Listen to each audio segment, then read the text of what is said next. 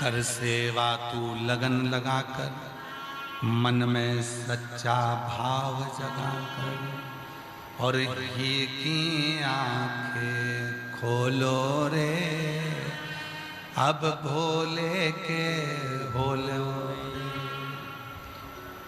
ही की आंखें खोलो रे, अब भोले के होलो रे। बस दो सेवा करना। घर में बुजुर्ग माँ है उसको प्रणाम करो, घर में बुजुर्ग माँ है उसकी सेवा कर लो, घर में बुजुर्ग पिता है उसकी सेवा कर लो, घर में बुजुर्ग पिता है उसकी आदर कर लो, और एक मेरे महादेव की सेवा, मेरे शिव की सेवा। बहुत है, बहुत।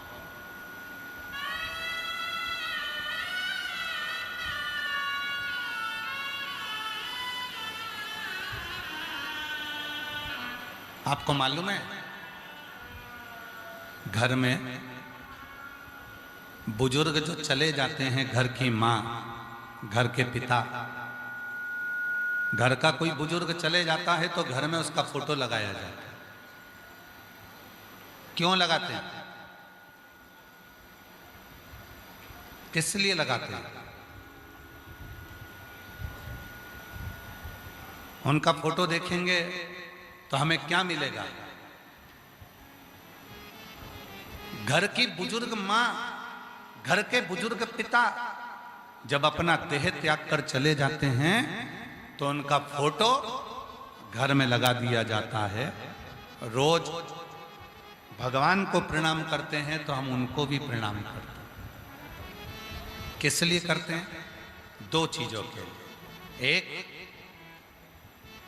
पूर्वजों को प्रणाम करने से, पूर्वजों के चित्र को प्रणाम करने से चित्त और चरित्र दोनों श्रेष्ठ रहते हैं। अपने पितरों को, अपने पूर्वजों को, अपने गए हुए उन जीवों को प्रणाम करने से चित्त और चरित्र ये दोनों श्रेष्ठ हैं।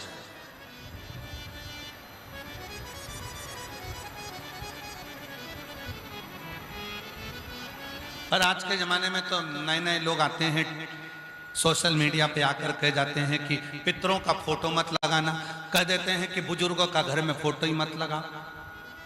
और हम तो यहाँ तक कहते हैं, जो तुमसे कह देना, कहीं का महाराज तुमसे कह दे कि अपने पितरों का, अपने पूर्वजों का फोटो मत लगा, वही महाराज अपना खुद का फोटो लगवा देता है तुम्हारे घर में कि हमारा लगाओ पर अपने पूर्वजों का मत लगाओ।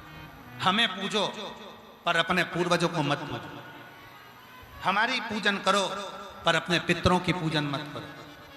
आज के जमाने में लोग इतना डरा देते हैं कि पितरों का फोटो यहां मत लगाओ, पितरों का फोटो वहां मत लगाओ, पितरों का फोटो यहां मत लगाओ, अपने माता पिता का फोटो यहां मत लगाओ, अपने माता पिता का फोटो वहां मत लगाओ। भ्रम में डाल देते।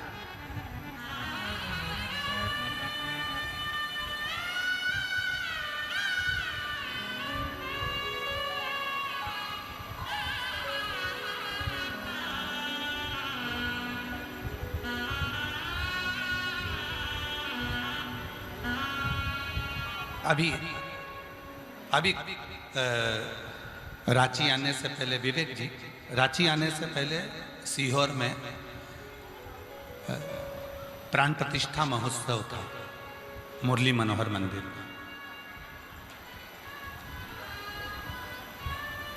विवेक जी, जब उसकी सूचना हमने किसी को नहीं दी थी, कारण था गर्मी बहुत तेज थी। सीहोर आप लोग आते, वहाँ थोड़ा पानी का तकलीफ होता, इसलिए उस अनुष्ठान को, प्राण प्रतिष्ठा को हमने गोपनीय रूप से किया। कलयुग में सतयुग, त्रेता युग और द्वापर युग, इन तीनों का समावेश कुबेरेश्वर धाम की धरा पर कर दिया। शंकर पार्वती जी, सीताराम जी और कृष्ण राधा जी कुबेरेश्वर धाम पर कलयुग में सतयुग, त्रेता और द्वापर। अब कई लोगों ने कहा, क्यों गुरुजी आपने एक ही मंदिर में शंकर पार्वती को विराजमान करा, एक ही मंदिर में सीताराम जी को विराजमान करा, एक ही मंदिर में कृष्ण राधा को विराजमान करा। ऐसा क्यों? हमने कहा पूरी शिव महापुराण को पढ़ा, स्कंद पुराण को पढ़ा, कूर्म पुराण को पढ़ा, विष्णु पुराण को पढ़ा, 18 पुराणों को पढ़कर देख लिया। सभी पुराणों में एक ही चीज मिली कि भगवान नारायण के दिल में अगर कोई बसते हैं तो शिव बसते हैं, और शिव के दिल में अगर कोई बसते हैं तो नारायण बसते हैं। शिव जी को प्रेम है राम और भगवान कृष्ण से, और राम और भगवान कृष्ण को प्रेम है भगवान शिव से। इसलिए सतयुग, त्रेता और द्वापर का समावेश कलयुग में कुबेरेश्वर धाम पर कर दिया, जिससे सारे शिव भक्त मुरली मनोहर मंदिर का जब दर्शन करने आए तो उनको सतयुग, त्रेता और द्वापर का दर्शन कलयुग में जब एक जगह पर एक ही मंदिर में होगा तो उनकी जिंदगी सार्थक हो जाए, उनकी जिंदगी का सारा दुख मिट जाए। अब विवेक जी बात यहां अड़ी कि यज्ञ चालू हुआ,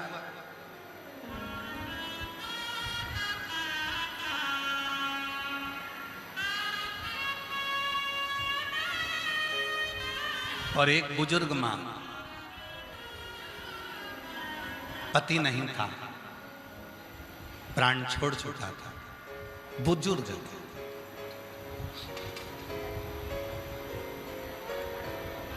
मध्य प्रदेश के ही रतलाम की आई, उसने देखा यहां कोई यज्ञ चल रहा है, अनुष्ठान चल रहा है। उसने कहा क्या मैं बैठ जाऊं अनुष्ठान में? पर मैं विधवा हूं, विधव्य हूं। अब उसकी बात सुनकर हमको पहले तो बहुत ऐसा लगा कि उसने कहा कि मैं विधवा हूं, पर तुमरुका जी ने चंचुला देवी का पति प्रेत योनि में पड़ गया। चंचुला देवी का पति प्रेत योनि में चले गया, चंचुला देवी वेधव्य हो गई, विधवा हो गई, और वेधव्य होने के बाद चंचुला देवी मां जगत जननी जगदम्बा अम्बा पार्वती के सामने जब पहुंची, उनकी सहेली बन गई। अब जरा विचार करिएगा, अपनी बुद्धि में लीजिएगा, विवेक में लीजिएगा। चंचुला देवी वेधव्य है, चंचुला देवी जिसका पति मर चुका है, प्रेत योनि में जा चुका है, वो चंचुला वेधव्य है, विधवा है, और पार्वती जी की सहेली बन जाती है। कैलाश पर जाकर मां पार्वती जी की सखी बन जाती है। बुद्धि में आया। चंचुला देवी, आज शायद ये कथा बहुत सारे लोगों को पेट दर्द करा दे। आज की ये कथा ना जाने कितने लोगों को काली मिर्च लगा सकती है। चंचुला देवी प्राण त्यागने के, चंचुला देवी प्राण त्याग कर भगवान शिव के धाम में मां जगत जननी जगदम्बा अम्बा पार्वती जी की सहेली बन जाती है। पार्वती जी के सामने चंचुला देवी हाथ जोड़कर खड़ी थी कि मेरा पति मर चुका है, मैं विधवा हूं, मैं वेधव्य हूं। इतने में स्वयं पार्वती जी ने जो शब्द कहा, शायद संपूर्ण पृथ्वी पर इस शब्द का स्मरण होना चाहिए। पार्वती जी ने कहा, चंचुला तू कहती है कि मेरा पति मर गया,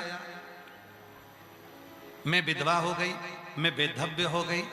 पार्वती जी कहती हैं, सुन चंचुला, अमरनाथ की गुफा में भगवान शंकर ने जब मुझे अमर कथा सुनाई थी, उस अमर कथा में एक अमर कथा ये भी थी कि क्या कोई स्त्री विधवा होती है?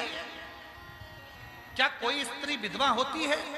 अमरनाथ की गुफा में जब भगवान शंकर से मैंने अमर कथा सुनी थी, तब उस अमर कथा में भगवान शंकर ने कहा था, पार्वती, जो संसार में पुरुष होता है जिसके साथ में स्त्री का विवाह होता है, वो पुरुष के मरने के बाद स्त्री को लगता है कि मैं विधवा हो गई, पर सत्य मायने में ये संबंध तो संसार का है पार्वती। एक संबंध जब नारी या कोई पुरुष, कोई बेटी, कोई बेटा पृथ्वी पर जन्म लेता है, परमात्मा उसको पृथ्वी पर भेजता है, तब एक संबंध उसका परमात्मा से जुड़ जाता है और वो उस प्राणपति परमेश्वर की, परमात्मा की, जिसको कहते हैं पशुपति नाथ, जिसको कहते हैं द्वारिका नाथ, जिसको कहते हैं जगन्नाथ, जिसको कहते हैं केदारनाथ, जिसको कहते हैं अमरनाथ, वो नाथ की, वो पति की पत्नी बनकर वो पहले से ही जन्म ले चुकी थी, इसलिए वो विधवा नहीं, वो सौभाग्यवती ही कहलाए। उसकी वैधव्यता। कई माताएं कहती हैं कि गुरुजी हम क्या शिव जी का, शिवलिंग का पूजन कर सकते हैं, हम क्या जल चढ़ा सकते हैं, हम क्या पशुपति व्रत कर सकते हैं, हम क्या भगवान की साधना कर सकते हैं। हमने पूछा क्यों? पति नहीं तो शिव कथा कह रही है, भगवान शंकर का चरित्र कह रहा है। ये जो संबंध जुड़ा मृत्यु लोक में आने के बाद, तुम किसी की पत्नी बनी, वो कोई तुम्हारा पति बना, ये संबंध तो संसार का है, पर ये आत्मा, गीता में कहते हैं भगवान, इस आत्मा को ना शस्त्र काट सकता है, ना अग्नि जला सकती है, ना जल गीला कर सकता है, ना वायु सुखा सकती है। ये आत्मा जो अजर अमर है, उस अमरनाथ की गुफा में शिव कहते हैं इस आत्मा का विवाह तो परमात्मा के साथ कब का हो गया और ये अजर अमर हो चुकी है। अब ये यहाँ के रीति से भले कुछ भी हो सकता है, पर वहां की रीति से तो ये सौभाग्यवती है।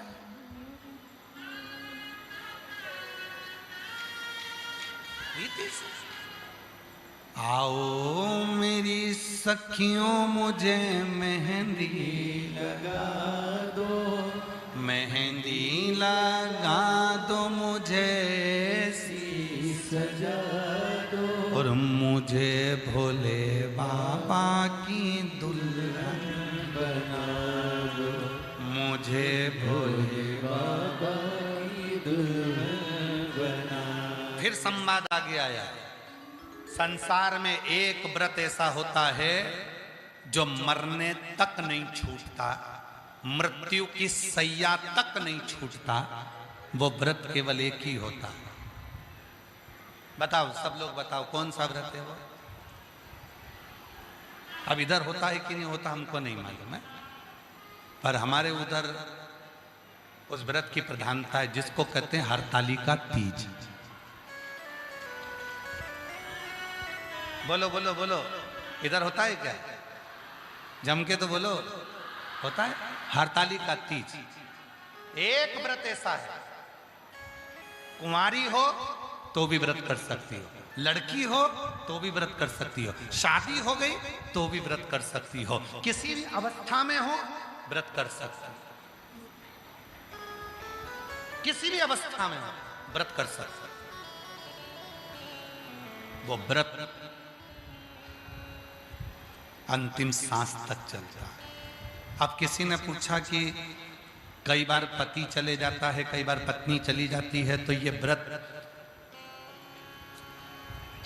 हरतालिका तीज का व्रत, कोई बुजुर्ग हो गई 70 साल की, 72 साल की, उसका पति नहीं है और वो भी व्रत कर रही है, अब जरा विचार करिए, वो भी पूजन कर रही है, तो सारे जितने व्रत हैं उसमें तो कहा गया कि भाई ऐसे ऐसे व्रत करो, पर इस व्रत में तो वो जैसी है वैसी ही व्रत करेगा। क्यों? क्योंकि हरतालिका तीज का व्रत केवल व्रत नहीं होता, हरतालिका तीज का व्रत अमरनाथ की कथा से जुड़ा हुआ है। ये आत्मा और परमात्मा का व्रत है। ये आत्मा का विवाह जो शिवजी के साथ में एक बार पहला हरतालिका तीज का व्रत होता है, तब ये आत्मा परमात्मा से जुड़ जाती है और उसको मालूम होता है कि मेरा पति जो साथ में रह रहा है तो संसार का है, पर सही पति तो वो प्राणपति परमेश्वर मेरा महादेव ही है।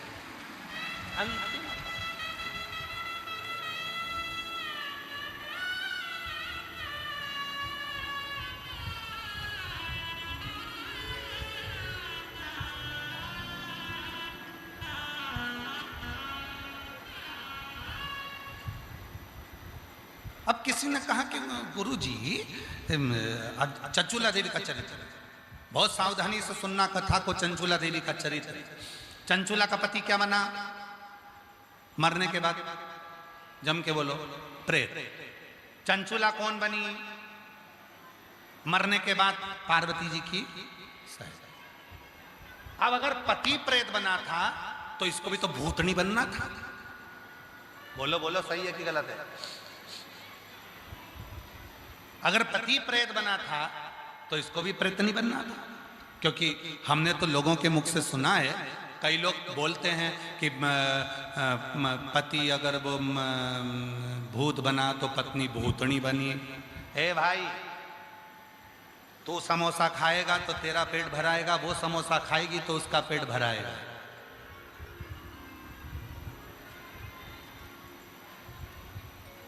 तू कर्म करेगा तो उसका फल तुझे भोगना है, वो कर्म करेगी तो उसका फल उसको भोगना है।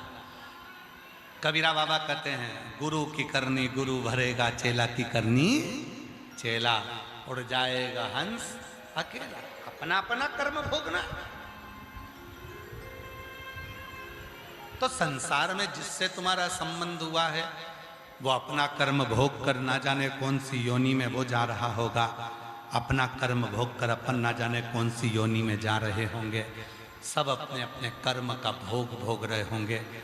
शिव कथा कहती है, इसीलिए संसार के जितने संबंध और रिश्ते हैं ये तो सब आज कल परसों कभी छूट जाएंगे। एक संबंध ऐसा है शिव जी को जल चढ़ाने का, जो आत्मा और परमात्मा का संबंध है। ये संबंध अजर और अमर है, ये कभी नहीं छूटता। आज फिर जन्म लेगा, फिर कल लेगा, फिर इसलिए स्मरण रहे। सत्संग ने मेरी बात चलाई, सतगुरु ने मेरी कीनी रे सगाई, और गुरु को बुला के मेरी डोली सजवा दो। गुरु को बुला के मेरी डोली सजवा दो। मुझे भोले बाबा की दुल्हन बना दो। मुझे भोले बाबा की दुल्हन। सत्संग ने मेरी बात चली। सत्संग में आज व्यक्ति को समझ में आ गया। व्यक्ति को क्या समझ में आ गया कि कैसी भी अवस्था, ये आत्मा परमात्मा की है।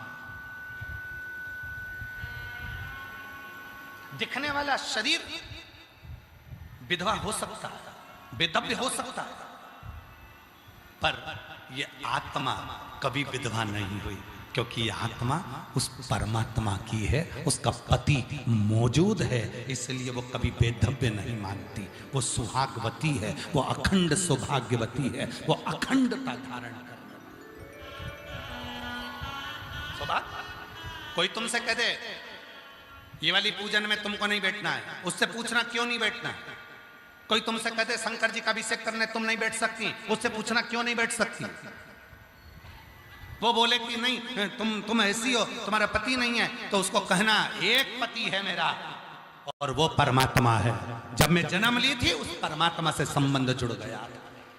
यह आत्मा अजर और अमर है, यह आत्मा परमात्मा की है। ना ये जली है, ना मिटी है, और ना कभी मिट सकती है। इसलिए अमरनाथ की कथा में, अमर कथा में एक अमर कथा इस आत्मा की भी पार्वती को शिव जी ने सुनाई है कि इसका पति जीवन भर रहता है और वो स्वयं देवादिदेव महादेव रहते हैं, शंकर रहते हैं। वो आत्मलिंग के रूप में विराजमान होता है। आत्मलिंग।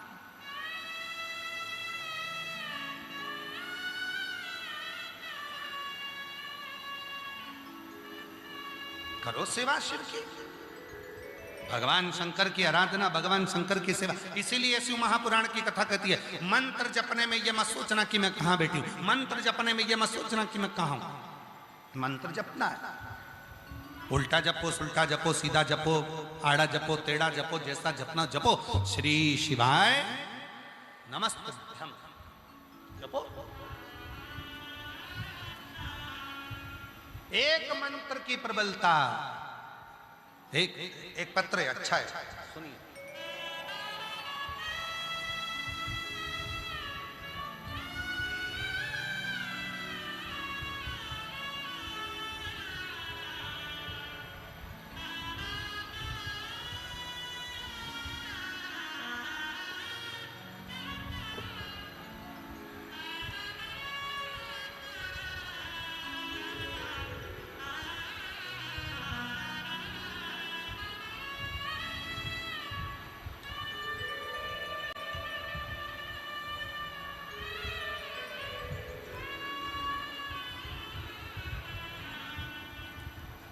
मेरा नाम भानु देवी, उम्र 75 वर्ष।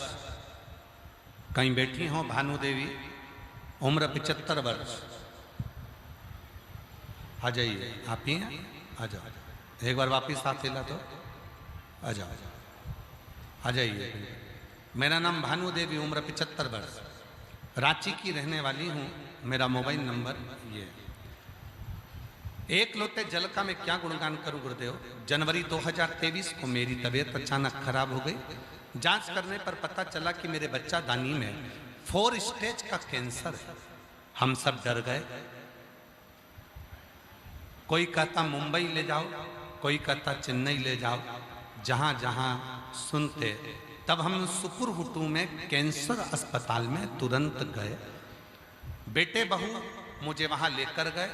वहां डॉक्टर ने कहा कि 25 रेडिएशन, 4 कीमोथेरेपी, 4 रेडिएशन बच्चेदानी के अंदर होंगे। पर डॉक्टर ने साथ में एक और चीज कह दी कि 4th स्टेज का कैंसर है, बचना मुश्किल है। बचना मुश्किल है। बच जाए वो कुछ नहीं। शरीर में पूरे में कैंसर फैल चुका है, बचेगी तो मुश्किल है। 1 महीना, 15 दिन, 20 दिन, बस इतना, इससे ज्यादा। एक दिन पड़ोसन को मालूम पड़ा, वो देखने के लिए आए। उसने कह दिया आस्था चैनल पर सीहोर वाला बाबा कथा करते हैं, उसमें अपने रुद्राक्ष के जल की महत्व बताते हैं। हमारे पास रुद्राक्ष नहीं था, पड़ोसी ने हमें रुद्राक्ष जल लाकर देना प्रारंभ करा। मेरे पति सुरेंद्र सिंह हर दिन मंदिर जाते, उस जल को बाबा को चढ़ाते और बेलपत्री और जल लाकर देते। हर दिन उस जल का आचमन करती।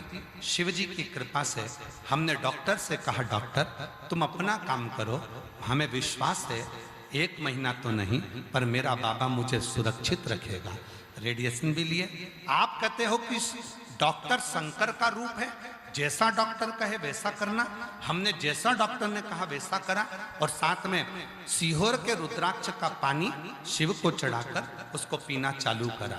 डॉक्टर ने तो केवल 1 महीना दिया था, आज बाबा की कृपा से 2026 में भी जीवित बैठी हूं। ये बाबा की कृपा है। ये शिव गुरुदेव। डॉक्टर भी आश्चर्य में पड़ गए कि तुम्हारी पूरी की पूरी रिपोर्ट नील कैसे आ गई। शंभू की कृपा, उदारता जब होती है तो शिव उसको स्वीकार करता है। और शंभू शरणे मांगू घड़ी रे घड़ी, दुख काटो दया करीन दर्शन आपो। ओ शंभु शरणे। हमारा निवेदन स्वीकार करिएगा। जो लोग धीरे धीरे थोड़ा खंबे के पास में जो भी हैं, धीरे धीरे थोड़े बाहर की ओर बढ़ते जाएंगे। और हवा जब तेज रहे तो आप लोगों से निवेदन है कि पीछे वाले जितने भी पंडाल में बैठे हुए हैं वो लोग पीछे मैदान की ओर बढ़कर आराम से कथा को श्रवण करें। शंभु शरणे मांगू घड़ी रे घड़ी, दुख काटो दया करीन दर्शन आपो। ओ शंभु शरणे मांगू घड़ी रे घड़ी, दुख काटो दया करीने दर्शन आपो। शंभो शरण पड़ी मांगू घड़ी रे घड़ी दुख काटो दया करीने दर्शन आपो। ओ शंभु शरण पड़ी मांगो घड़ी रे घड़ी दुख काटो दया करीने दर्शन आपो। शंभो शरण पड़ी मांगो घड़ी रे। शिव कृपा से आप ही को बाबा ने कृपा करी और 4th स्टेज का कैंसर होकर भी शिव जी ने करुणा कर कर स्वस्थ कर कर भेजा। एक बार जोरदार ताली बजाकर साथ में।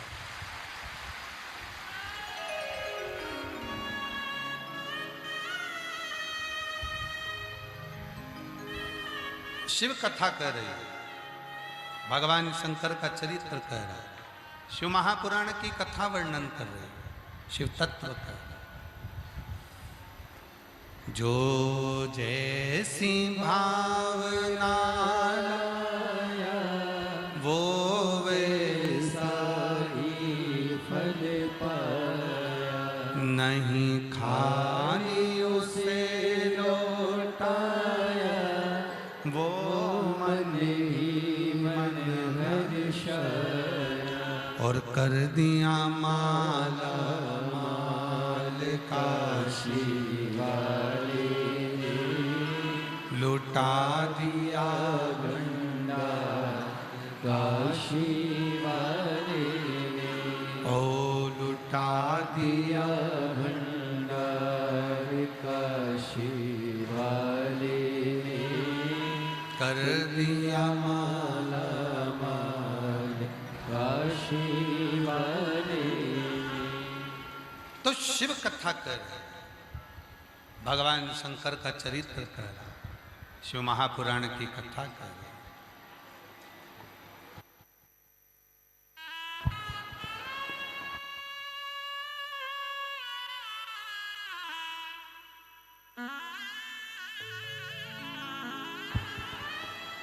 आप लोगों से एक निवेदन स्वीकार करें, जो लोग खंभों के पास में बैठे हुए हैं, जो लोग खंभों से, आप लोगों से निवेदन है कि आप लोग पंडाल के बाहर जहां खाली ग्राउंड है वहां जाकर बैठना प्रारंभ करें। आप लोगों से निवेदन है, गुरु की बात को मानना चाहिए। जो लोग जहां जहां बैठे हैं, पीछे भी ग्राउंड खाली है और खाली जो ग्राउंड है उस खाली ग्राउंड में बैठे जाके। जो लोग खंभों के पास में हैं या जहां है वहां से थोड़ा खाली ग्राउंड में जाकर बैठे, आप लोगों से निवेदन।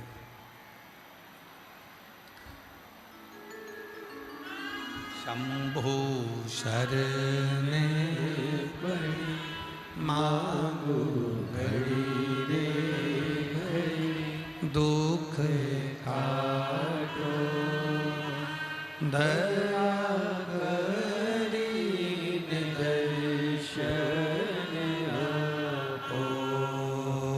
शंभो शरण पड़ी मांगो घड़ी रे घड़ी दुख काटो दया कर। नई अनाज मंडी करनाल हरियाणा की पवित्र भूमि पर दोपहर में 1 बजे से 4 बजे तक रहेगी। उसके बाद में 27 मई से 2 जून तक शिव महापुराण की कथा गांव दूधनाल, तालुका उमरगा, जिला धाराशिव, महाराष्ट्र में दोपहर 2 बजे से 5 बजे तक शिव महापुराण की कथा रहेगी। अधिक मास में 17 मई से 23 मई करनाल और 27 मई से 2 जून दूधनाल तालुका उमरगा धाराशिव महाराष्ट्र में कथा रहेगी। बाबा को अपने मन का भाव कहेंगे, सभी प्रेम से बाबा को अपने मन की बात कहें, निवेदन करें। राधा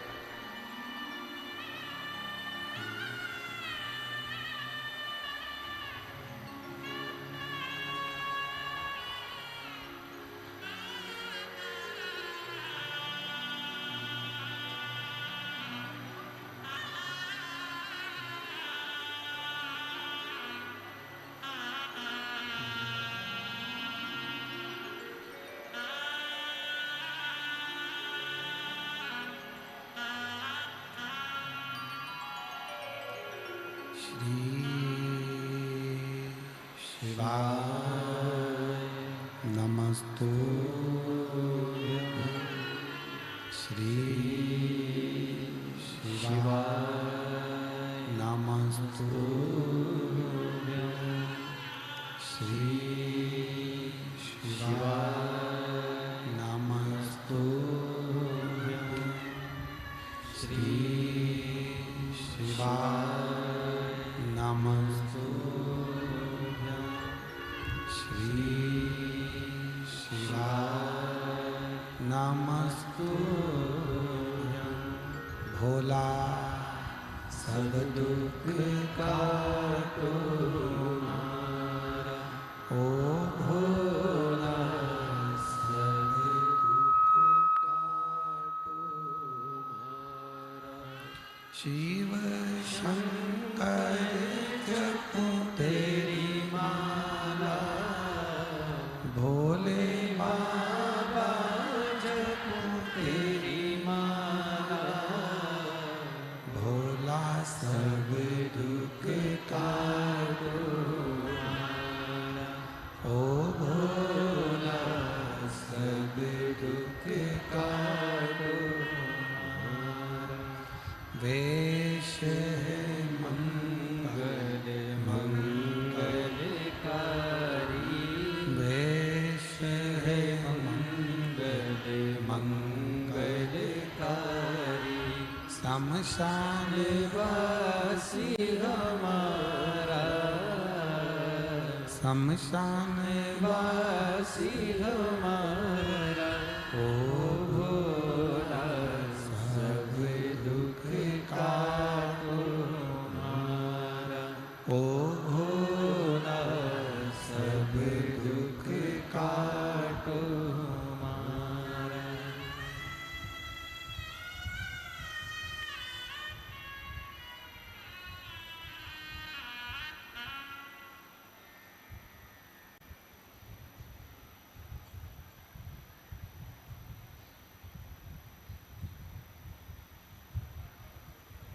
बाबा देवादिदेव महादेव भगवान शिव गर्दानी त्रिकालदर्शी कैलाशी अविनाशी भगवान शंकर की पवित्र कथा कर रहे हैं, शिव महापुराण की कथा वर्णन कर रहे हैं, शिव तत्व कर रहे हैं।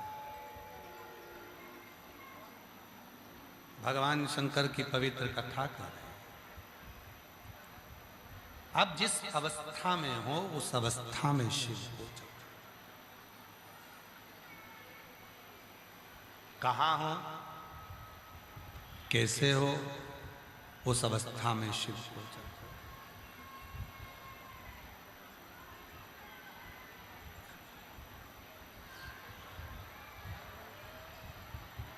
और उस अवस्था में भगवान शंकर की उस अवस्था में आप किसी भी अवस्था में जब भगवान शिव को पुकारते हो, शिव का विश्वास और शिव का आशीर्वाद दोनों ही एक दिन जरूर काम आता। आपने भगवान शंकर से पर विश्वास किया है, आपने भगवान शंकर का आशीर्वाद लिया है, तो जिंदगी में कभी धोखा नहीं मिल सकता, कष्ट नहीं।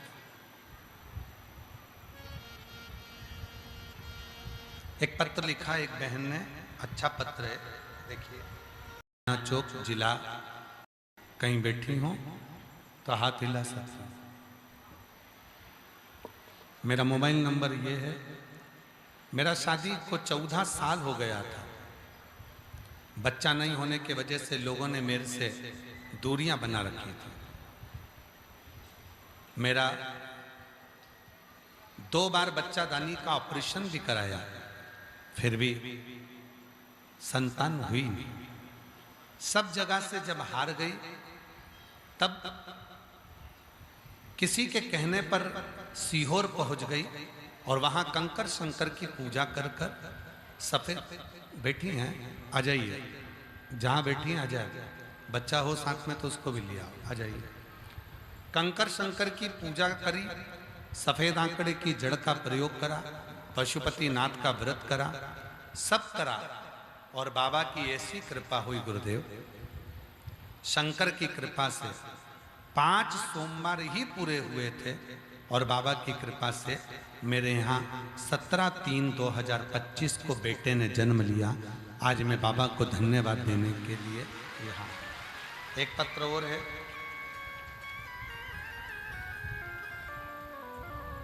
मैं दिव्या देवी, मेरे पति लक्ष्मण कुमार गुप्ता, जिला पूर्वी सिंहभूम के जमशेदपुर नगर में रहने वाली हूँ। मेरा मोबाइल नंबर ये है। शादी को 13 साल हो गए थे, पर मेरी कोई संतान नहीं थी। मैंने बहुत डॉक्टरों को दिखाया, IVF भी करवाया, फिर भी संतान का सुख नहीं हुआ। तब किसी के कहने पर कथा सुनना चालू करी, टीवी पर पशुपति व्रत किया, रुद्राक्ष महोत्सव में सीहोर गई और वहां बाबा की कथा सुनकर बाबा को प्रणाम कर कर आई और बाबा की कृपा से 13 साल के बाद मेरे घर में संतान की प्राप्ति हुई। फिर एक पत्र है। मेरे पति का नाम मुकेंद्र साहु है और मेरा नाम आशा साहु है। मैं जिला धनबाद, जिला हीरापुर, BDO ऑफिस के पास रहती हूँ। मेरा मोबाइल नंबर ये है। गुरुजी कहीं बैठी हो, जिन जिन के पत्र पढ़े जा रहे हैं, अगर बैठे हों तो आ सकते हैं बेलपत्र लेने के लिए। मेरी शादी के 10 साल पूरे हो गए, लेकिन कोई संतान का सुख नहीं हुआ। बाबा की ऐसी कृपा हुई, कथा सुनना प्रारंभ करी और 1 लोटा जल चढ़ाना, सफेद आंकड़े की जड़ का प्रयोग करा और बाबा की कृपा से 2024 में मेरा गर्भ ठहर गया और संतान की प्राप्ति हो गई। मैं बाबा को यहाँ नमन करने के लिए आई हूँ कि 8 तारीख 2024 सितंबर के महीने में मेरे घर में पुत्र रत्न की प्राप्ति 10 वर्ष के बाद हो गई। मैं शिव को यहाँ नमन करना। हम शिव से क्या कहते हैं, हम भगवान शंकर को क्या कहते हैं? हमारा विश्वास, हमारा भरोसा, हमारी दृढ़ता शिव के प्रति कितनी कैसी है, ये हम पर निर्भर है। शिव कथा कर रही है, भगवान शंकर का चरित्र कह रहा। जरूरी नहीं है कि कहीं जाकर बैठोगे तो ही शिव प्राप्त होंगे।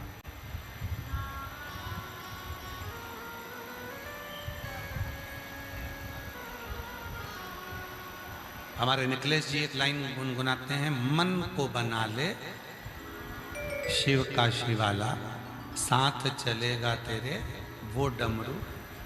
मन को बना ले तू मन का शिवाला, साथ चलेगा तेरे वो डमरू वाला।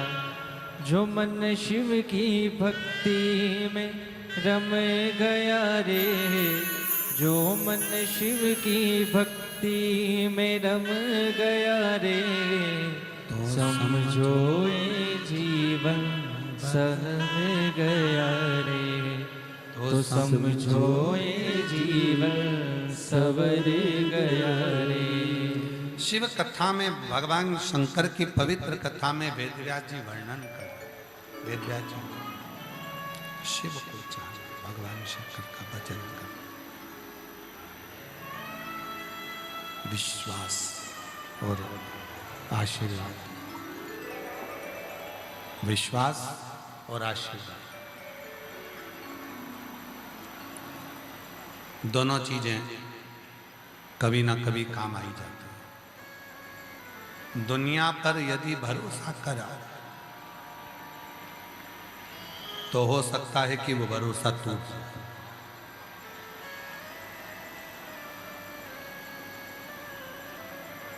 पर यदि देवाधिदेव महादेव पर भरोसा करा तो वो भरोसा कभी टूटता नहीं। कथा ने क्या दिया है? शिव महापुराण क्या देती है? भरोसा, विश्वास। शिव महापुराण भरोसा भी देती है और विश्वास भी देती है। एक लोटा जल सारी समस्या का। लोग कहते हैं कि कथा सुनने से क्या मिलता है? उनको बोलो शबरी जी को राम मिल गए, ध्रुव को श्री हरि मिल गए, प्रहलाद को नरसिंह भगवान मिल गए, मीरा को गिरधर गोपाल मिल गए, कर्माबाई को जगन्नाथ मिल गए, रामकृष्ण परमहंस को माँ जगत जननी मिल गई, संत तुकाराम जी को हरि विठ्ठल मिल गए, नामदेव जी को पांडुरंगा मिल गए। दुनिया में ऐसा कौन है जिसको कथा सुनने से नहीं मिला? जिसने दिल से कथा सुनी उसको कुछ ना कुछ जरूर मिला, ये निश्चित है और वो प्राप्त है। क्या नहीं मिलता? क्या नहीं प्राप्त होता?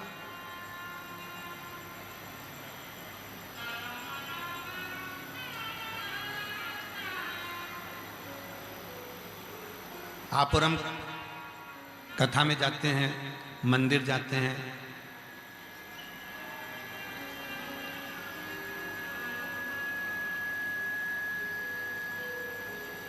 हम भगवान के मंदिर में गए, कथा में गए, उन पर श्रद्धा रखी, विश्वास रखा, पर वही श्रद्धा, वही विश्वास मंदिर से वापिस आने के बाद में हमारे अंदर थोड़े समय के बाद वो रहता ही नहीं है। कथा में इतना विश्वास है, कथा में इतना भरोसा है, शिव जी पर बहुत भरोसा है, शिव जी के मंदिर भी जाते हैं, श्रद्धा भी रखते हैं, विश्वास भी रखते हैं, फिर वापिस घर पर आते हैं तो वैसे की वैसे ही हो जाते हैं। जैसे घर, अपने घर में कितनी भी झाड़ू लगाओ, कितनी भी सफाई कर लो, दूसरे दिन फिर थोड़ा ना थोड़ा कचरा आ ही जाए। बोलो बोलो, सही है कि गलत है? घर में कितनी भी झाड़ू लगा लो, कितना भी पोछा लगा लो, कितनी भी सफाई कर लो, थोड़ा ना थोड़ा कचरा घर में रोज झाड़ू में निकल ही जाए। उसी तरह रोज भोजन जरूरी है, रोज झाड़ू लगाना जरूरी है, रोज पोछा लगाना जरूरी है, रोज कपड़े पहनना जरूरी है, रोज तैयार होना जरूरी है, रोज नहाना जरूरी है, रोज स्नान जरूरी है, रोज श्रृंगार जरूरी है। उसी तरह रोज भगवान की कथा भी जरूरी है, जिससे ये मन साफ होता है। ये मन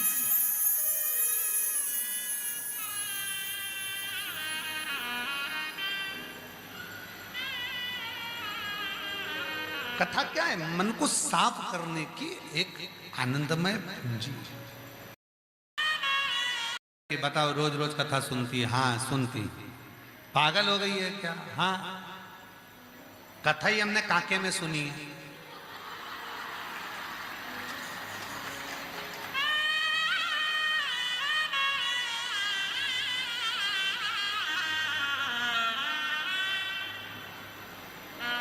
विवेक जी, ये बताओ कि तुमको ये काके ही क्यों मिला? क्योंकि तुमको भी मालूम था जो भी आएंगे सब भोले बाबा के ही आएंगे, और बाबा के भगत तो होते ही ऐसे।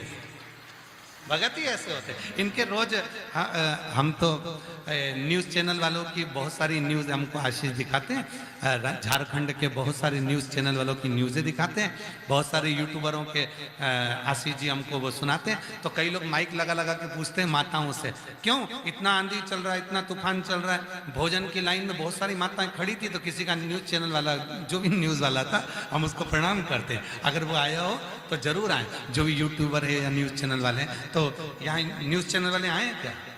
बैठे हैं? कहाँ बैठे हैं? न्यूज़ चैनल वाले कहाँ बैठे हैं? कितने चैनल वाले आए? मतलब पत्रकार बंधु कोई आए हैं क्या? कितने आए हैं? 10। आओ जरा ऊपर आओ, बेलपत्र लेकर जाना। आ जाओ, आ जाओ, आओ सारे पत्रकार आओ। सारे न्यूज़ चैनल वालों को, पत्रकारों को मेरी तरफ से प्रणाम है, नमन है आप लोगों को। तो न्यूज़ चैनल वाला वहाँ पूछ रहा था माइक लेकर, कहने लगे बताओ इतनी लंबी लाइन लगी है, इतना भंडारा चल रहा है, इतना आंधी तूफान भी आ रहा है, पानी भी गिर रहा है, तुम क्यों आई हो? तो कहने लगे हम तो कथा सुनने आए। तो क्या भोजन नहीं मिले तो क्या हम सतुआ खा लेंगे? हम सतुआ खा लेंगे पर कथा सुनेंगे, कथा सुनेंगे।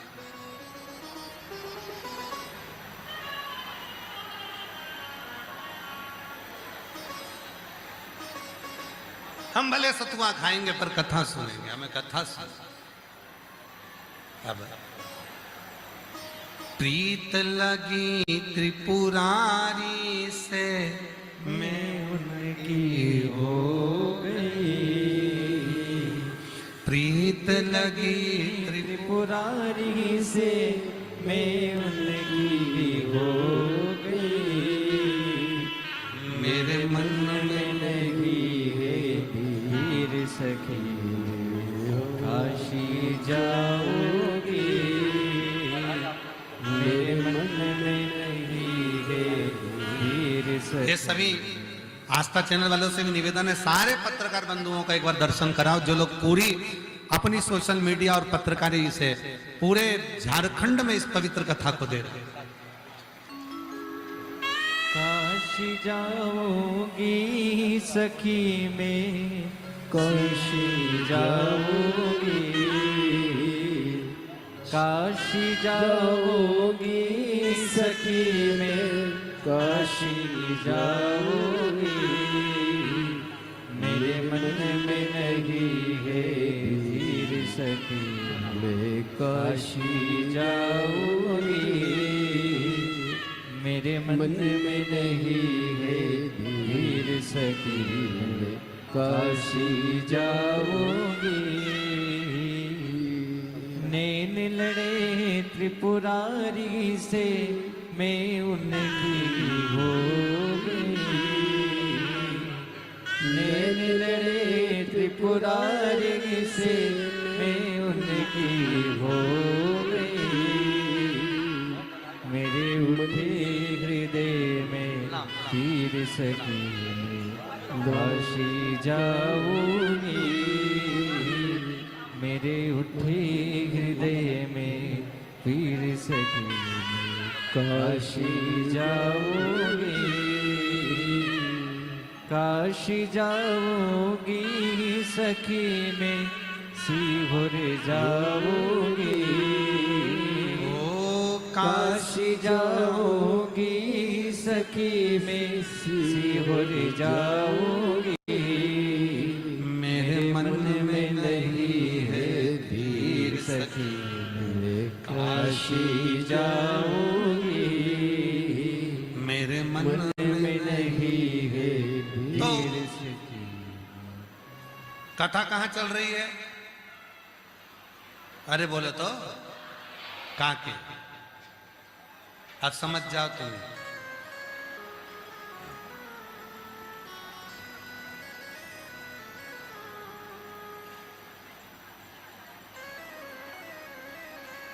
बाबा के भक्त हो, सतुआ खा के रे लूंगी पर कथा सुनूंगी, कथा बिना नहीं रह सकती। बस विश्वास इतना ही रखिए, भरोसा इतना ही रखिए, दृढ़ता इतनी ही रखिए, शिव के प्रति समर्पण इतना ही रखिए। रोज झाड़ू लगाए, रोज रोज कपड़े चेंज करे, रोज श्रृंगार किया, शंभू शंभू शंभू, रोज श्रृंगार किया, रोज कपड़े बदले, रोज झाड़ू लगाई, रोज उसी तरह मन को भी रोज साफ कथा।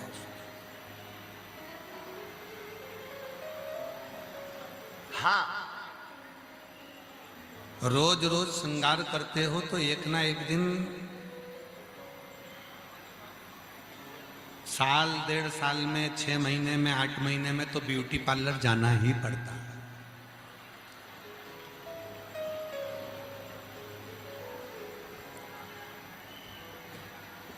उसी तरह रोज रोज भगवान शंकर को 1 लोटा जल चढ़ाते हो, शिव जी को जल समर्पित करते हो, पर साल 2 साल में 1 आध बार तो सीहोर आना ही पड़ता है कुबरेश्वर बाबा की धरा पर, अपने को खुद को चार्ज करने के लिए, खुद को चार्ज करने।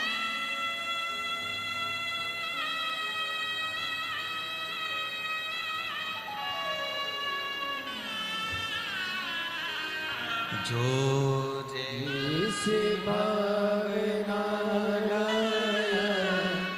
वो वैसा ही फल पाया नहीं। 14 वर्ष के बाद हुआ, एक बार जोरदार ताली बजाएं।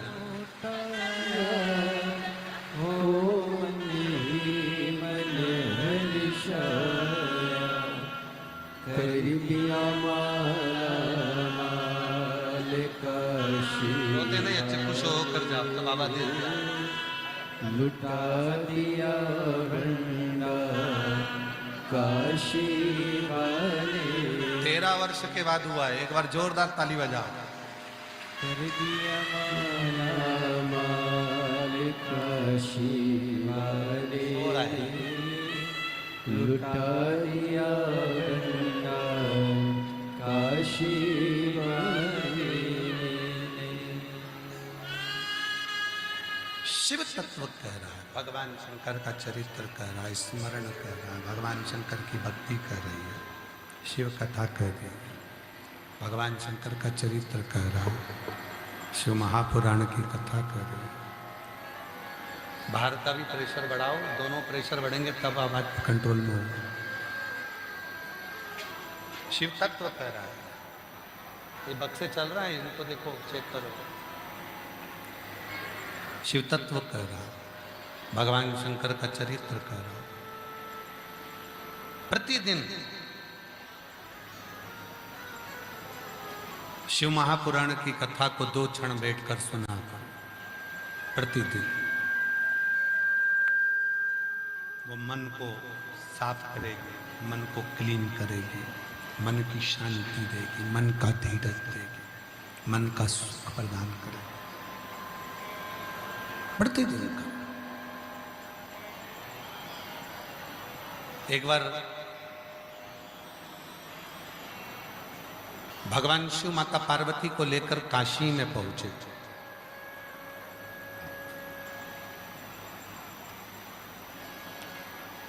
पार्वती मैया काशी की गलियों में भ्रमण कर रही थी।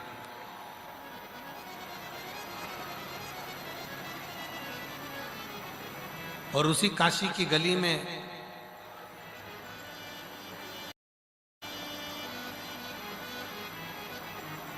एक छोटा सा बच्चा जिसका नाम था भानु,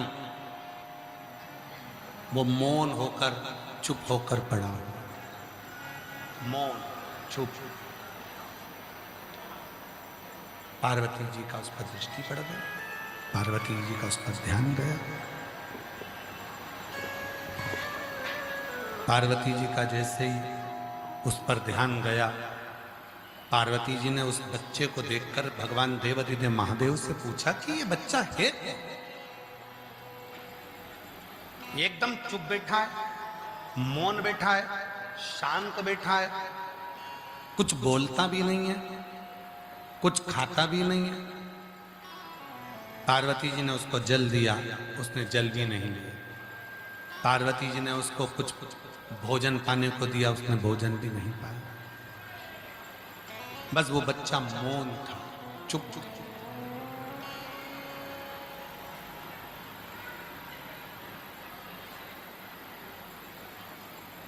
पार्वती जी उसका नाम भी नहीं जानती थी, पर बाबा भोलेनाथ जी ने बताया कि पार्वती ये भानु है, इसकी माता इसके पिता दोनों शांत हो चुके हैं और ये अपने परिवार में रह रहा था, पर परिवार के लोगों ने इसको बड़ा दुख दिया, बहुत दुख। और ये छोटे से बच्चे को इसके परिवार के लोग इसको काशी में छोड़कर चले गए, काशी में छोड़ दिया इसको। शिव कथा कर रही है, भगवान शंकर का चरित्र कर रहा है, इसको काशी में लाकर छोड़ दिया गया, काशी। पार्वती जी ने कहा कि आप कहते हो कि इसको काशी में लाकर छोड़ दिया, तो काशी में किसके भरोसे लाकर छोड़ दिया?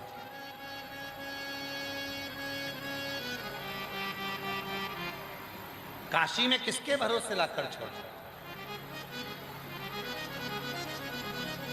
भगवान शंकर पार्वती जी से कहते हैं, पार्वती ये काशी में जो शंभु शंभु शंभु शंभु शंभु शंभु शंभु, पार्वती जो ये काशी में लाकर इस बच्चे को छोड़ा गया है, ये किसी के भरोसे पर नहीं, पार्वती ये मेरे भरोसे पर लाकर छोड़ा गया, मेरे भरोसे।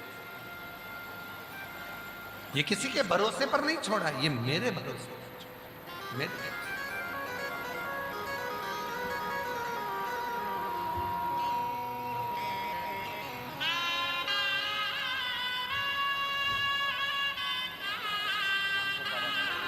10 साल के बाद हुआ है, एक बार जोरदार ताली बजाकर स्वागत करें।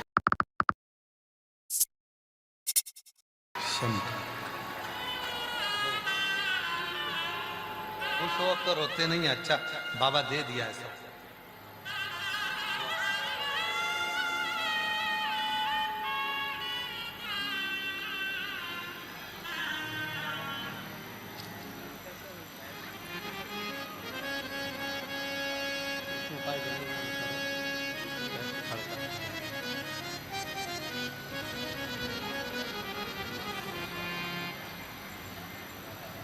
पार्वती ये भानु है। भानु कौन कौन है ये? शिव जी ने कहा, पार्वती इसके परिवार वालों ने, इसके कुटुंब वालों ने, इसके रिश्तेदारों ने इसको ले जाकर यहाँ छोड़ दिया, इसके परिवार वालों ने यहाँ लाकर छोड़ दिया। पार्वती जी पूछी कि ये बक्से चल नहीं रहे हैं, इनको कान लगाओ ना। पार्वती किसके भरोसे पर लाकर छोड़ा गया? किसके भरोसे? शिव जी कहते हैं, अगर कोई काशी में इस बच्चे को अगर छोड़कर गया है तो किसी के भरोसे नहीं है, मेरे ही भरोसे पर छोड़कर, मेरे भरोसे। तो फिर प्रभु ये इतना खामोश क्यों है, इतना चुप क्यों है? इसके चुप रहने का कारण क्या है? इतना खामोश क्यों है? क्यों चुप, क्यों खामोश? ये बोलता क्यों नहीं है? इसके मुख से कोई शब्द क्यों नहीं निकलता? भगवान शंकर ने बड़ी सुंदर बात कही।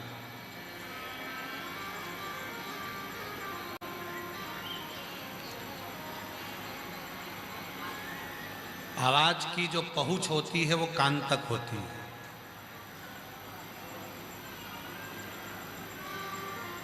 तुम जो बोलते हो कान सुनता है। भगवान शंकर के शब्दों का स्मरण करिएगा जरा ध्यान से।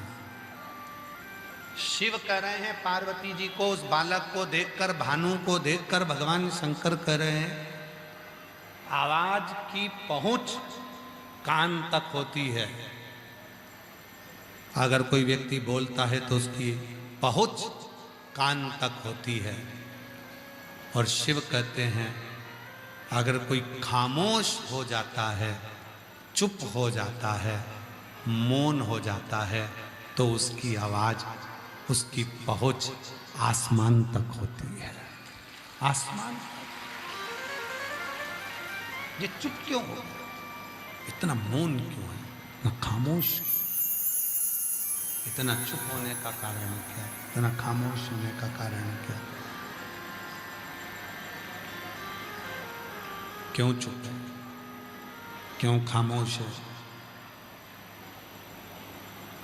आपको एक बार कहा था, स्मरण में है कि नहीं हमको नहीं मालूम, आप लोग कथा सुनते होगे तो हो सकता है कि आपके स्मरण में होगा। एक बार कहा था कहीं कथा में कि शिव जी के मंदिर में जाकर तुम जल चढ़ाओ ना चढ़ाओ, दूध चढ़ाओ ना चढ़ाओ, बेलपत्र चढ़ाओ ना चढ़ाओ, चावल चढ़ाओ ना चढ़ाओ, पर शिव जी के मंदिर में जाकर 2 क्षण के लिए नंदी के पास मौन होकर बैठ जाए। केवल तुम चुप होकर बैठे और नंदी का जो पांव ऊपर होता है, आगे का एक पांव नंदी का ऊपर होता है, एक पांव नीचे होता है, जो पांव ऊपर है उस नंदी के उस पांव के पास में जाकर थोड़ी देर मौन होकर बैठो, मौन होकर बैठो। आवाज की पहुंच कान तक होती है और मौन की पहुंच आसमान तक होती है। जब हम चुप बैठते हैं तो मेरा महादेव वो बात को श्रवण करता है, थोड़ा सुनता है,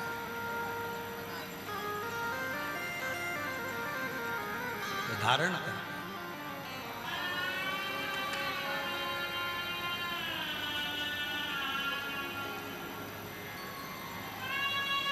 जितने चुप रह सकते, जितने मौन रह सकते।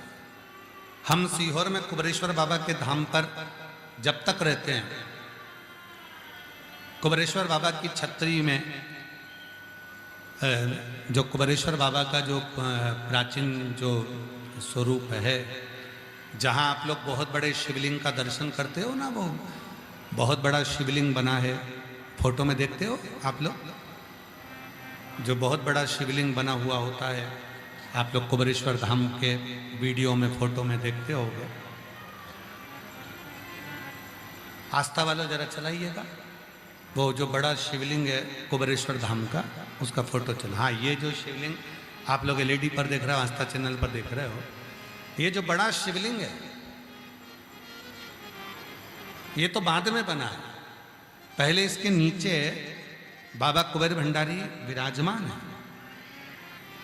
एक छोटी सी छतरी है, उस छतरी में छोटा शिवलिंग है। पर पहले हमने इस बड़े शिवलिंग को, इस पहाड़ को बना दिया था, इसलिए बनाया था कि सुंदर स्वरूप में आ जाएगा, मंदिर स्वरूप बड़ा होगा। पर इतना नहीं मालूम था कि वो पहाड़ इतना बड़ा बन गया, उसका रास्ता छोटा हो गया, अब लोग अंदर जा नहीं पाते। अब भक्त इतने हो गए तो सबको अंदर ले जाना बड़ा कठिन। तो अब उसी शिवलिंग के सामने कुबेर भंडारी का बड़ा मंदिर बन रहा है, आप देख रहे होंगे फोटो में चल रहा है, पत्थर का मंदिर के निर्माण कर रहा है। बाकी का जो कुबेरेश्वर बाबा का जो स्वरूप है, शिवलिंग जो है, कभी योग लगेगा, हम भी प्रयास करेंगे उसको धीरे से धीरे कम कम भक्तों को कभी दर्शन हो सके उसके भी। तो कुबेरेश्वर बाबा का जो जो रुद्राक्ष जो सिद्ध होते हैं, रुद्राक्ष को जहाँ चढ़ाया जाता है और रुद्राक्ष को वापिस वहाँ से उठाया जाता है, उसकी मूलता कुबेरेश्वर धाम की भीतर की। पूरी भूमि कंकर शंकर की है, पूरी भूमि। वहां का एक कंकर भी अगर हम लेकर आते हैं और उसकी आराधना साधना करना प्रारंभ करते हैं, तो उस कंकर में भी एक ना एक दिन 12 ज्योतिर्लिंग में से किसी ना किसी ज्योतिर्लिंग का दर्शन जरूर होगा, उसमें नेत्र का दर्शन जरूर होगा। जिन जिन के घर में कंकर शंकर महादेव हैं, उनके घर में अगर एकांत में बैठकर स्नान के बाद जब भगवान के कंकर का स्नान करो शंकर के रूप में, उसका जब दर्शन करो शांति से बैठकर, तो मेरे बाबा का नेत्र मुख जटा उस कंकर में शंकर नजर आना प्रारंभ हो जाता, उस कंकर में दिखने लगता।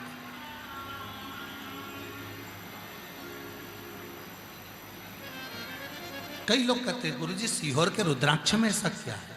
हम कहते हैं वो साधारण रुद्राक्ष नहीं है। सीहोर का रुद्राक्ष ना कहीं बिकता है, सीहोर का रुद्राक्ष ना कहीं कोरियर करा जाता है, सीहोर का रुद्राक्ष ना कहीं भेजा जाता है, सीहोर का रुद्राक्ष ना किसी को कहीं बाहर जाकर दिया जाता है।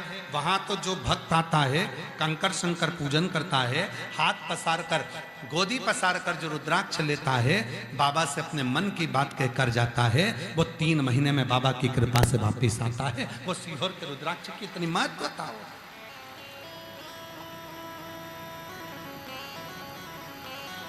और उसी स्वरूप में बाबा के ही धाम में एक 400 साल पुराना बट वृक्ष है।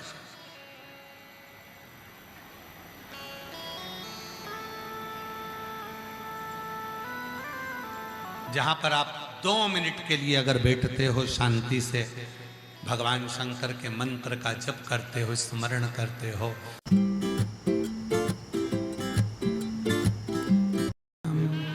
श्री शिवाय नमस्तुभ्यं, श्री शिवाय नमस्तुभ्यं, श्री शिवाय नमस्तुभ्यं। मंत्र का जप करते हैं तो शिव तत्व की प्राप्ति।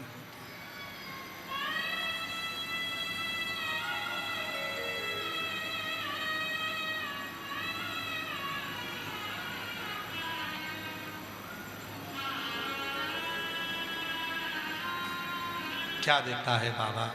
ये उसको क्या प्रदान करता है बाबा? ये उसको। तो जब भी मौका मिले शांत, हमारा नियम है, हम जितने दिन सीहोर रहते हैं, बाबा के धाम पर अंदर बैठकर बाबा के सम्मुख में अपना सुंदर स्मरण करना, भजन करना, कीर्तन करना, अपना मौन रहना। 2 क्षण आप चुप होकर बैठिए। महाराज, आवाज की पहुंच कान तक होती है और मौन की पहुंच आसमान तक होती है। जितने चुप रहते हैं उतने शिव के करीब रहते हैं, शिव के पास, भगवान शंकर के नजदीक रहते हैं। शिव कथा करें। पार्वती जी ने देखा बालक को।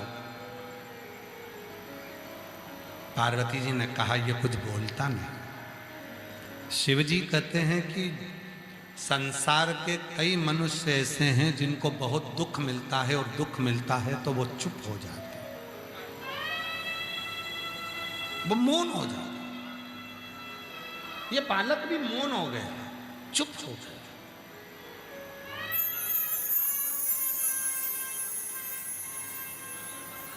और अभी ये बालक अगर मौन हो गया है, चुप हो गया है, किसी को स्मरण कराया गया, महाराज दुनिया के लोगों को देखकर बड़ा आश्चर्य होता है। दुनिया के लोगों को देखकर बड़ा कभी कभी आश्चर्य झलकता है। दुनिया के लोग दूसरे से बात करते हैं तो इतने प्रेम से करते हैं, आजी भाजी हो जी इतने प्रेम से बात करते हैं। दुनिया के लोग दूसरे से ऐसे प्रेम से बात करते हैं, इतने प्रेम से बात करते हैं, रिश्तेदारों से इतने प्रेम से बात करते हैं, नातेदारों से इतने प्रेम से बात करते हैं, अपने कुटुंबियों से इतने प्रेम से बात करते हैं, दोस्तों से प्रेम से बात करते हैं।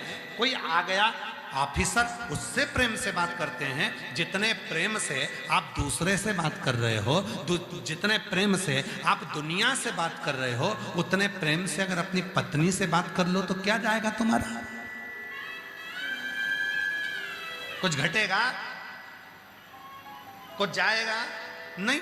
पर रिश्तेदारों से प्रेम से बात करना है, व्यापारी से प्रेम से बात करना है, मोबाइल पर सबसे प्रेम से बात करना है, दोस्तों से प्रेम से बात करना है। पर पत्नी से जब भी बात करेगा तो ऐसा करेगा जैसे मारन जोड़ रहा हो, चिल्ला के, चीख के, चिढ़कर, क्रोध में, अपशब्दों के साथ, ताना देकर बात करेगा। भाई क्या जाएगा?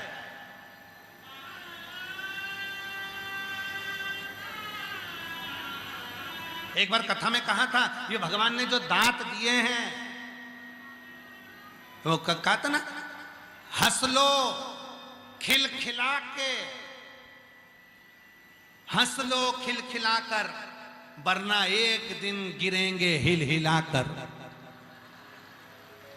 ये मौका मिला है, हंस लो खिल खिलाकर, वरना एक दिन तो गिरेंगे हिल हिलाकर।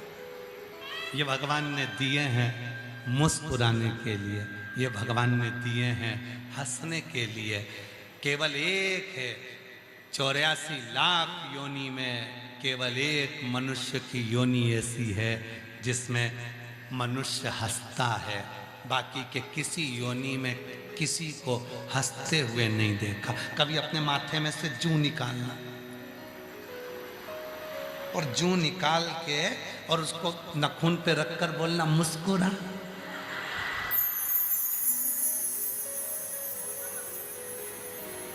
वो जूं हंसेगी।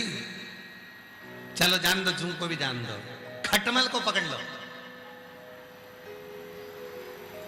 मक्खी को, मच्छर को, झिंगुर को, चलो झिंगुर भी जान, छिपकली को पकड़ो और छिपकली से क्यों हंस, मुस्कुरा, हंसेगी।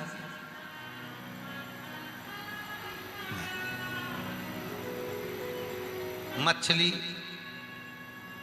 मुस्कुराएगा, मुर्गा मुर्गी मुस्कुराएगा, कीट पतंगा मुस्कुराएगा। हंसने की दौलत तो केवल एक ही को दी है, वो दी है मनुष्य को। अपने जीवन में इतना मुस्कुराना, जिंदगी में कितने भी गम आ जाए, कितने भी गम आ जाए, तो भी अपने चेहरे की स्माइल कम नहीं होना चाहिए, गम कम हो जाएगा। मुस्कुरा। पर कई लोग हमने देखा है, बहुत